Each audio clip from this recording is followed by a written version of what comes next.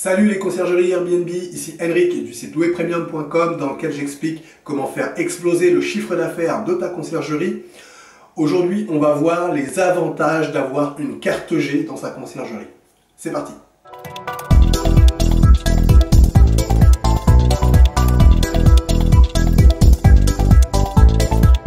Juste avant de commencer, je t'invite à cliquer sur le bouton s'abonner qui se trouve juste en dessous et à activer les notifications afin d'être informé de toutes mes prochaines vidéos sur la conciergerie Airbnb. Également, je t'invite dès maintenant à me laisser un pouce bleu afin de me motiver à te laisser toujours plus de vidéos, toujours plus de conseils sur la conciergerie Airbnb. Alors, les avantages d'avoir une carte G pour sa conciergerie Airbnb. Alors, tu le sais, tu as la possibilité de créer ta conciergerie sans carte G. J'en ai déjà discuté, je t'ai déjà présenté ce sujet-là dans d'autres vidéos. Je ne vais pas forcément revenir là-dessus, mais je voudrais quand même qu'on parle ensemble de l'avantage d'en avoir une. Parce que c'est vrai que avoir une carte G peut te donner un certain nombre d'avantages, puisque du coup, d'autres conciergeries ne l'auront pas. Et du coup, toi, tu vas pouvoir avoir un certain avantage. Alors, l'intérêt d'avoir une carte G, c'est surtout aussi, et comme je le dis toujours, de penser aux clients en premier. C'est-à-dire donc les voyageurs, bien évidemment, donc ça n'a pas de changement pour eux, ou très peu de changement pour eux, et surtout pour le propriétaire, parce que ça reste ton client aussi, et tu dois penser à ce que le fait d'avoir une carte G puisse lui apporter quelque chose. Bien évidemment, toi aussi, ça va t'apporter des choses, mais il faut toujours penser au client en premier, d'accord? Ça, c'est hyper important, parce que sinon, si c'est juste avoir une carte G pour avoir quelques avantages qu'on va citer justement derrière, juste après dans la suite de cette vidéo, et que le propriétaire n'en tire absolument aucun avantage, ben, ça va être un peu compliqué de lui expliquer que vous êtes plus intéressant que la conciergerie qui est à côté. Alors, donc, du coup, quels avantages d'avoir une carte G? Alors, la carte G, elle permet notamment, parce que du coup, elle permet tout un tas de choses, on ne pourra pas tout aborder dans cette vidéo, parce que sinon on y passerait des heures, mais la carte G, alors, c'est une carte qui est demandée et encadrée dans le cadre de la loi Hoguet. Donc, c'est un peu, je dirais, la loi pour les agents immobiliers. Et donc, cette carte, qui est demandée et impérativement demandée par cette loi, elle doit être possédée par les agents immobiliers qui vont faire ce qu'on appelle de la gestion locative. Alors, la gestion locative, c'est vraiment l'activité de gérer pour le propriétaire, pour le compte d'un propriétaire, même pour être plus précis, de gérer pour le compte d'un propriétaire un bien immobilier. Donc bien évidemment, quand tu as cette carte G, tu vas pouvoir gérer le bien pour le compte du propriétaire. Alors les mots sont importants, ce que je le dis bien, c'est pour le compte du propriétaire. Ça veut dire, on va dire, deux points qui ressortent vraiment énormément dans cette loi Hoguet, même s'il y a tout un tas de choses encore qui sont dites dans cette loi Hoguet, mais je vais te citer vraiment deux points qui sont vraiment importants et qui peuvent être un plus pour ta conciergerie, pour tes propriétaires. Les deux points, c'est les suivants. Alors le premier, c'est que la carte G, étant donné que tu gères pour le compte du propriétaire, eh bien, tu vas pouvoir encaisser les loyers, les revenus locatifs générés par le bien immobilier. Ce que ça veut dire, c'est que du coup, je dirais, c'est ton RIB qui est rentré dans les différentes plateformes, c'est toi qui vas encaisser les revenus locatifs et ensuite, tu vas reverser à ton propriétaire à une date ultérieure eh bien, les revenus qui lui reviennent finalement. Donc, décaisser de ta commission, typiquement. De tes frais de ménage également. Donc, je dirais que ça, pour toi, c'est super intéressant. Ça peut être super intéressant parce que du coup, déjà, tu as l'assurance d'être payé. Puisque du coup, c'est toi qui encaisses le revenu locatif et tu reverses au propriétaire. Donc, de ton côté, tu prends vraiment moins de risques. Et ça, c'est vrai que c'est un confort qui est quand même très, très intéressant. D'autre part, il n'y a plus de discussion autour de la commission. C'est toi qui vas la calculer et qui reverse le reste. Donc ça, c'est plutôt aussi intéressant.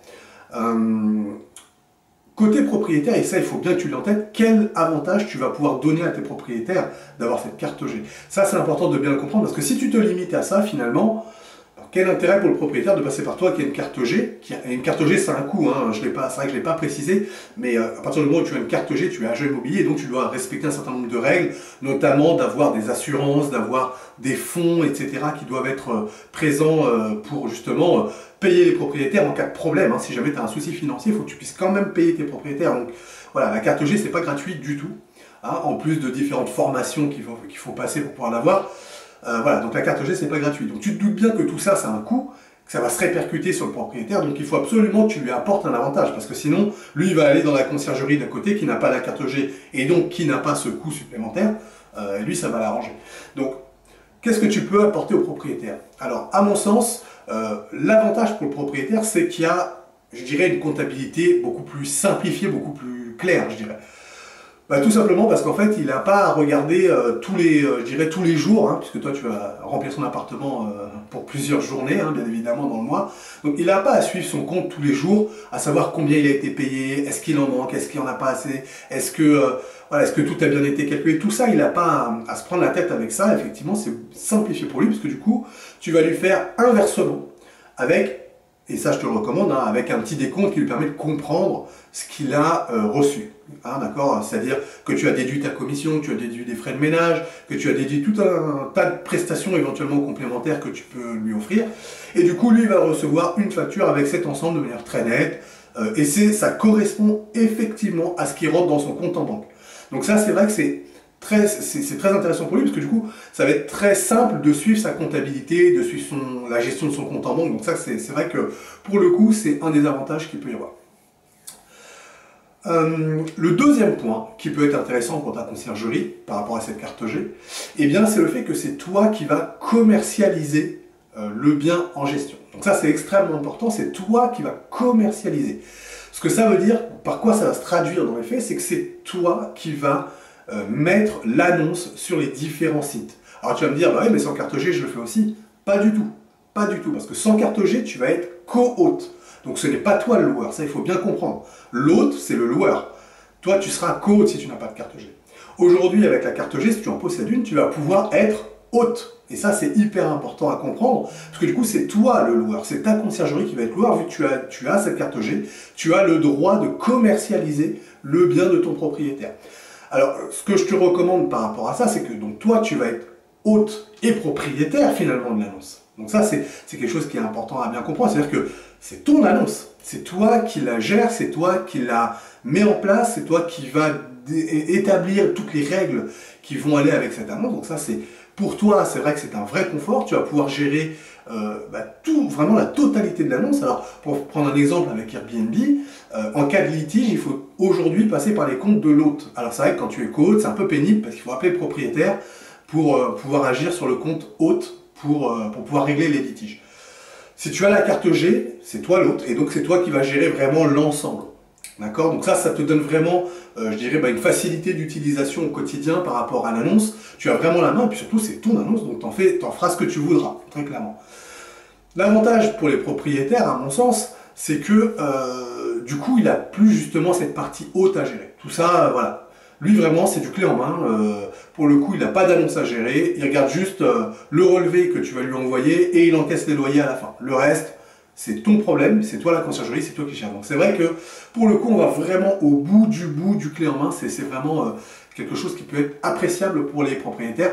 Alors, je ne vais pas aller dans tous les autres avantages et tous les autres inconvénients aussi de fonctionner comme ça, parce que sinon la vidéo durerait vraiment très longtemps, mais je veux vraiment que tu retiennes ces deux aspects qui sont encaisser les loyers, ça c'est la carte G qui te le permet, et commercialiser pour le compte du propriétaire, c'est toujours la carte G qui te le permet. Donc je rappelle bien que si tu n'as pas de carte G, tu ne peux pas faire ça.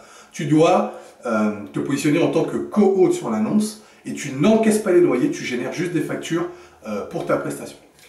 Je te remercie d'avoir regardé cette vidéo jusqu'au bout. Si toi aussi tu veux créer ta conciergerie, eh bien je t'offre mon pack qui te permet de créer un business plan qui cartonne.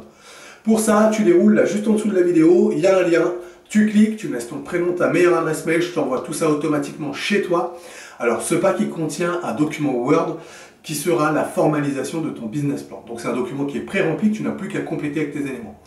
Également, tu trouveras un fichier Excel qui sera la projection financière sur les 3 prochaines années pour ta conciergerie. Enfin, tu trouveras un guide PDF qui explique étape par étape, pas à pas, ce que tu vas devoir faire, quel type d'études tu vas devoir mener pour compléter ton business plan. Bon, le mieux, c'est que je te laisse cliquer sur le lien là, qui se trouve juste en dessous et je te retrouve tout de suite de l'autre côté.